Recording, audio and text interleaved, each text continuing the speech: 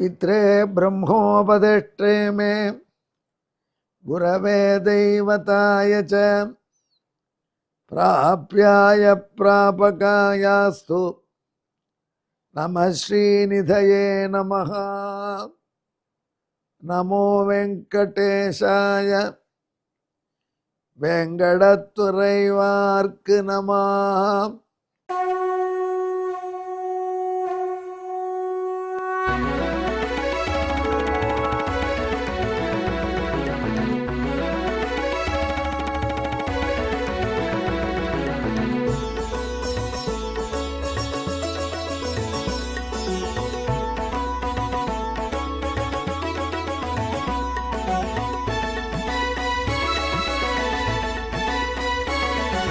सहस्रनामं सहस्रनामं श्रीवेंकटेश सहस्रनामं सहस्रनामं सहस्रनामं श्रीवेंकटेश सहस्रनामं।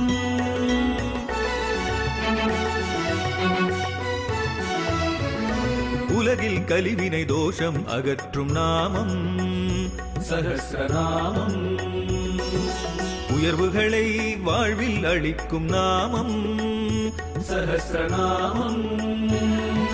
திருமலையில் தினம் அர்ச்சனை நடைபெறும் நாமம் சஹஸ்ரநாமம். திருவேங்கடனின் தரிசனம் காட்டும் நாமம் சஹஸ்ரநாமம்.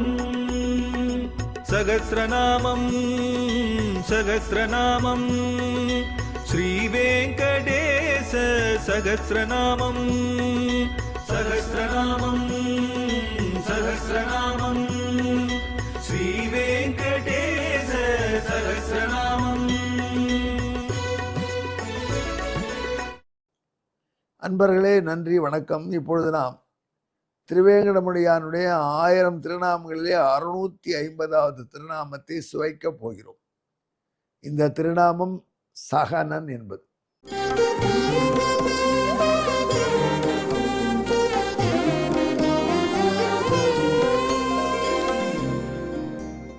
சகனன் என்றால் பொறுத்து கொள்வது. பகவான் திருவேங்கடமணியை எவ்வளவு பொறுத்துட்டு இருக்கான். திருவேங்கடமுடியான் பத்மாவதி தேவியை கல்யாணம் பண்ணிண்டால் அன்றி திருமகளத்தனுடன் இணையமாட்டாள் என்கிற கண்டிஷன் வந்தவாறே அதற்காக லீலை செய்வதற்கு திருவேங்கடமலையில் ஒரு புதரில் குடியிருந்தான். அந்த புதரில் குடியிருக்கிற பகவானுக்கு சாப்பாடு ஏது? அவனுக்கு அதை பற்றி லக்ஷ்மி தேவி ரொம்ப கவலைப்பட்டாள். அதுக்காக லக்ஷ்மி தேவி என்ன பண்ணினா பிரம்மாவை பசுவாக மாற்றினாள். பசுன்னா கன்றுக்குட்டியோடு போனோம், அப்பதான் பால் சுரக்கும். அதுக்கு பரமேஸ்வரனை கன்றாக மாற்றினாள். பரமேஸ்வரன் சிரிச்சாரான். ஏன் சிரிக்கிறேன்னு கேட்டாளாம் தேவி. நான் திரிபுர சம்ஹாரம் பண்ண போனேன். அப்போது அந்த திரிபுரில் எரிப்பது அவ்வளோ ஈஸியாக இல்லை அசுரர்களை. அவர் அமிர்த கணர்னு வச்சுருந்தாங்க. நான் கொண்டு போயிட்டேன்னா அந்த கொண்டு போட்ட அசுரெல்லாம் அந்த கணத்தில் போட்டு எடுத்துருவாங்க. எடுத்தால் உசுறு வந்துடும். அப்படி அந்த கடல் எங்கேயா அந்த கடன்னு கேட்காதீங்க. அந்த கடலுக்கு புராண காலத்தில் இருக்கு. அப்போது இவர்களை எப்படி நம்ம கொள்வது? கொன்னா தான் மறுநாளைக்கு வந்துடுறானே அப்படின்ற கஷ்டத்தை திருமால்கிட்ட சொன்னேன், உங்கள் கணவர்கிட்ட. அவர் என்ன பண்ணார் தெரியுமா? உடனே தானே ஒரு பசுவாக வேஷம் போட்டார், அவதாரம் எடுத்தார். பகவான் பசுவாக அவதாரம் எடுத்தான். தாயே, அந்த பசுவாக அவதாரம் எடுத்த பெருமான் கன்றுக்குட்டியாக பிரம்மாவை வச்சான். இவரை கோட்டைக்குள்ளே போயிட்டா முதல் நாள் ராத்திரி. ஏன்னா அடித்த ஆளெல்லாம் கொண்டு வந்து ராத்திரி போர்க்களத்தில் கொண்டு வந்து கணத்தில் போட்டாங்க. ஆனால் அந்த கணத்தில் போட்டது அப்படி தான் கிடக்குது. ஏன்னாச்சுன்னா கிணறு வற்றி போயிடுது. ஏன்னா ராத்திரி அந்த கணத்து பாலை முழுக்க இந்த பசு குடிச்சு கொடுத்து. யார்? உங்கள் கணவர். அப்போ குடித்த பால் போகாதா? இப்போ மறுபடியும் எதற்காக பிரம்மாவை மாடாக்கி என்ன கன்றாக்குறீங்க அப்படின்னு. நான் போயிட்டு வா, நீ நல்ல காரியத்தை தான் விட்டான்.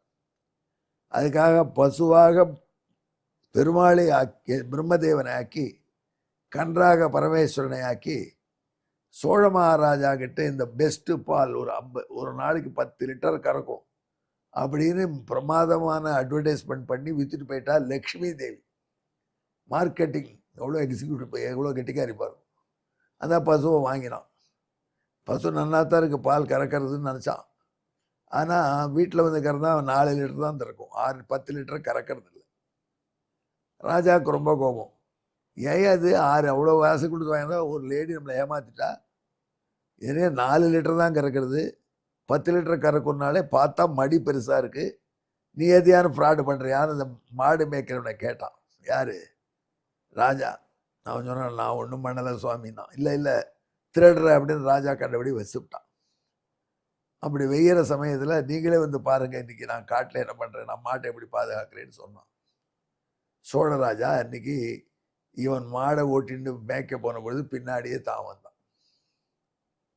இந்த மாடு என்ன பண்ணிட்டு ஒரு புத்தில் போய் நின்றுட்டு அப்படியே பாலை வாத்து. ஐடியா அப்படின்னா உள்ளுக்குள்ள அந்த பாலை அப்படியே திருவங்கடம் சாப்பிடுவார். கிருஷ்ணாவதாரத்தில் பசுகிட்ட நேராக காம்புலேயே பால் சாப்பிடுவோம். கன்றுக்குட்டின்னு நினச்சி பாலை கொடுக்கும். அது எப்படி அதிர்ஷ்டமாக இருக்கும். கன்றுக்குட்டி கொஞ்ச நாள் தான் பால் சாப்பிடும். அதுக்கப்புறம் கன்றுக்குட்டி நகர்ந்தனும் கிருஷ்ணனே நேர பால். நம்ம ஊரில் நல்ல வைத்தியம் இந்த காலம் பண்ணால் நுரப்பால்னு வாங்கி கொடுப்பாங்க. இதெல்லாம் இப்போ நுரப்பால் ஏது இப்போது. பசும்பால் எங்கே இருக்குன்னு தெரியாது. வரப்பால் பசும்பாலான நந்தினியா ஆவினா என்ன பேர் வச்சாலும் அது பசும்பாலாக கருதப்படுகிறது. பல பால்கள் இருக்குது. ஆனால் அந்த காலத்தில் குழந்தைக்கு ரொம்ப நல்லதுன்னு நுரைப்பாலும் பசு கறந்தவொடனே நுரையோட பால் சாப்பிட சொல்லுவாங்க, காய்ச்சாம. அந்த மாதிரி கோகுலத்தில் ஒவ்வொரு பசுக்கிட்டையும் கிருஷ்ணன் பால் சாப்பிட்ருக்கான். அந்த வழக்கம் போகலை. இப்போ பாலாஜியா வந்த பிறமும் இந்த பசு பால் அப்படியே பொழியும். அந்த புத்தில் உள்ள ஓட்டை வழியாக அந்த பால் கீழே புத்துக்குள்ளே வரும். உள்ள பெருமாள் நாக்க நீட்டி ஆஹா ஆஹா பேஷ்னு சாப்பிடும். அப்படி ரசித்து சாப்பிட்ருக்கான். இங்கே மேலே பிரம்ம பசு பால் கொடுத்துருக்கு. சிவப்பசு சிவக்கன்று பக்கத்தில் நிற்கிறது. இந்த அட்டூழியத்தை ராஜா பார்த்தா எப்படி இருக்கும்? ஒரு புத்து மேலே அவ்வளோ விலை கொடுத்து அந்த பொம்பளை சொல்லி இந்த வாங்கினா, இந்த பசு எவ்வளோ தைரியம் இருந்தால் ஒரு புத்து மேலே மழை பொழியும். விட்டேனா பாரு இந்த பசு அப்படின்னா, பக்கத்தில் ஒரு பெரிய கழி இருந்தது. உருளைக்கட்டை எடுத்தால் ஊங்கி அடிக்க வந்து. பசு அடிக்கிறதுனா எவ்வளோ பெரிய பாவம். ராஜா காசு போன ஆத்தத்தில் பசு அடிக்க போனால் பகவானுக்கு பொறுக்கல். அது புத்துலேருந்து மேலே வந்துடும். டப்பு நிறுத்து அப்படின்னு ராஜாவுடைய கையை பிடிக்க போனான். அதுக்குள்ளே அடிச்சுட்டான் ராஜா. அடிச்சு அடி பெருமாள் தள்ள ரத்தம் கொட்டுறது. ஒரு பசு திகைச்சு போகிறது. கண்ணுடி தேவை இடையன் தயக்கிறான். ராஜாவை பார்த்து பகவான், எனக்கா பால் கொடுத்த பசுவை வதம் பண்ண போனேன் பாவி, நீ பிசாசா போய் செபிச்சு விட்டார். அவரை காயத்துக்கு மருந்து போட்டால் அப்புறம் உகுலமால அவர் இப்படி செபிச்ச பிற்பாடு, நான் என்ன பண்ணுவேன் சுவாமி, நான் என்ன தப்பு பண்ணிட்டேன், உனக்காக நான் அத்தனை நாள் உன்னை நல்லா மேய்க்கிறவனை போட்டு உன்னை பால் கொடுக்க சொல்லி எல்லாம் பண்ணேன், இப்படி பண்ணிட்டே அப்புறம் வேணும் கெஞ்சி நான் தொலைஞ்சு போ. வெள்ளிக்கிழமை நான் ஒரு பெரிய கிரீடம் சாத்துவேன். எனக்கு அந்த கிரீடம் சாத்தின நிமிஷத்தை நீ பார்ப்ப, அப்போ மனுஷனாக இருந்து சேவிக்கலாம் அப்படின்னு வரம் கொடுத்தான்னு சொல்கிறேன். இன்றைக்கி வெள்ளிக்கிழமை கிரீடம் சாத்திக்கிறார் பெருமாள். பெரிய காட்சி. அந்த மாதிரி அந்த வேடன் அடித்த அடியும் பொறுத்துண்டார். சார் மன்னன் சோழ மன்னன் அடித்த அடியும் பொறுத்துண்டார். பொறுமசாலியா? சூப்பர். அதற்கப்புறம் ராமானுஜர் அப்படி திருவாய்மொழி உபன்யாசம் பண்ணுறார் ஸ்ரீரங்கத்தில். ஒழிவில் காலமெல்லாம் உடனாய் மன்னி வழிவிலா அடிமை செய்ய வேண்டும் நாம், தெழில் திருவேங்கடத்து எழில்கள் சோதி எந்த தந்தைக்குன்னு ஆழ்வார் பாடுறார். திருவேங்கடமில் போய் பகவானுக்கு பணிவிட செய்யணும். அந்த காலத்தில் மலைக்கு யாரும் போக மாட்டேன். இப்போ தான் மலைக்கு போயிட்டு ஒரு நிமிடம் வந்தால் போகிறோங்க. நீங்கள் மலையே உங்களுக்கு கவலை எப்போ வேணாலும் திருவேங்கடமலை சேவிக்கலாம். ஆனால் ஒரு வருஷம் மலையில் வாழணும்னு சொன்னால் இருப்போமா நம்ம இப்போது? அது என்ன, அதுக்கு வேறு யாரும் சப்ஸ்டியூட் போடுற மாதிரி. ஒரு நாள் சேவிக்கிறதுனா ஓகே. அந்த மலையில் குளிரில் அவருக்கு பணிவிடை செய்யணும். புஷ்ப மண்டபத்துக்கு பூ சாத்தணும். யார் போவான்னு கேட்டால் எல்லாரும் மலையா, கரடி இருக்காமே, சிறுத்தை இருக்காமே, சாப்பிட்டுமாவேன்னு தயங்கினான். நான் போகிறேன் என்று போனார் ஒருத்தர் கிளம்பி. அனந்தாச்சார்னு பேர். நீதான் ஆண் பிள்ளை. அவனாருக்கு அனந்த ஆண் பிள்ளைன்னு பேர். அவர் நல்ல தோட்டம் போட்டார். அதில் பெருமாளுக்கு பூக்கள் நிறைய செய்தார். அந்த தோட்டத்தை பாத்தி வெட்டுறது, செடி போடுறது, தண்ணி பாய்ச்சி அத்தனை பேரையும் தானே செஞ்சார். இன்னொருத்தருக்கு கொடுக்கவே மாட்டார். அவரும் அவர் மனைவியும் தான். அவர் மனைவி கர்ப்பிணியாக இருக்கா. இவர் கடல் வெட்டுறார். இன்னும் நல்ல செடிக்கு போகணுன்னு அந்த மண்ணை அள்ளி கொட்டுற வேலையை மனைவி கொடுக்குறார். அந்த அம்மா கர்ப்பிணி, மேல் மூச்சு கீழ் மூச்சு வாங்க கஷ்டப்பட்டு எடுத்து போய் கொடுக்குது கொட்டை.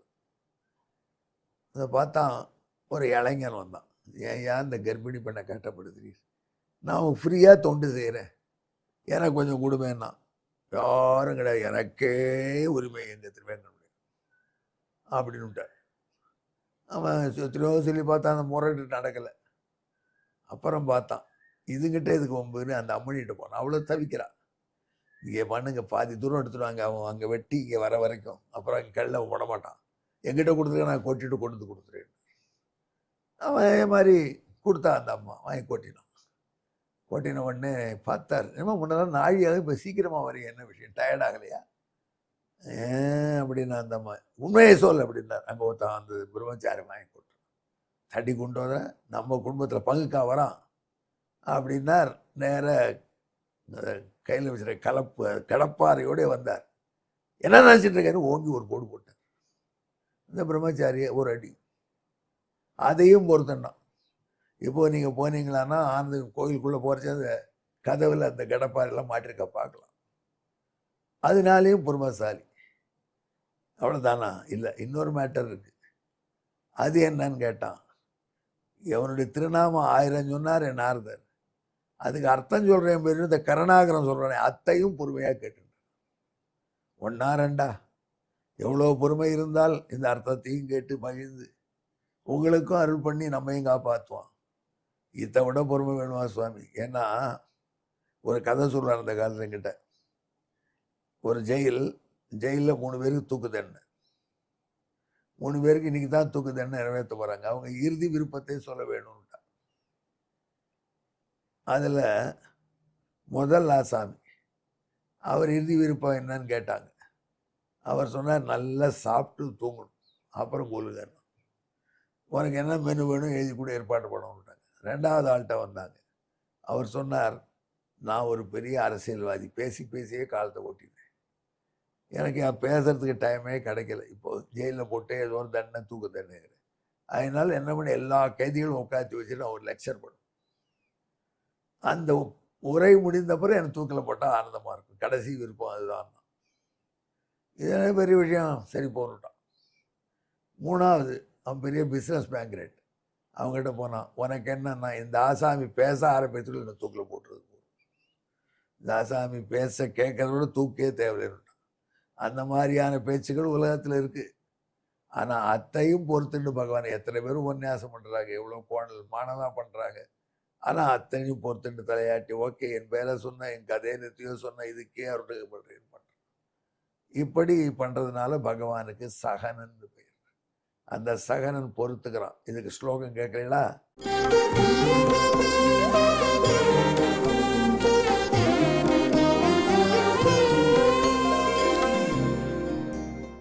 சோழாகதிம் சாபி கனித்ர கிருப்தாம் பக்தாகதிம் சாப்யசகிஷ்டபூர்வம் மத்வாகதிம் சாபி நிருக்தி ரூபாம் சோடாசனாம்னா சகனோ விபாதி சகனாய நமஹா. தமிழ். சோழனடித்த அடியும் சோராத தொண்டன் அனந்தான் பிள்ளை தன்கை கடப்பாறை தன்னால் தந்த தாக்குதல் இவை அணைய பல பொறுத்தான் இன்று இக்கருணாகரன் உரை என்று உளர அதனையும் பொறுக்கும் அவனே பொறுமையாளன் சகனனாமே. சகனாய நமஹா. நமோ வெங்கடேசாய. வெங்கடத்துறைவார்க்கு நம. நன்றி, வணக்கம்.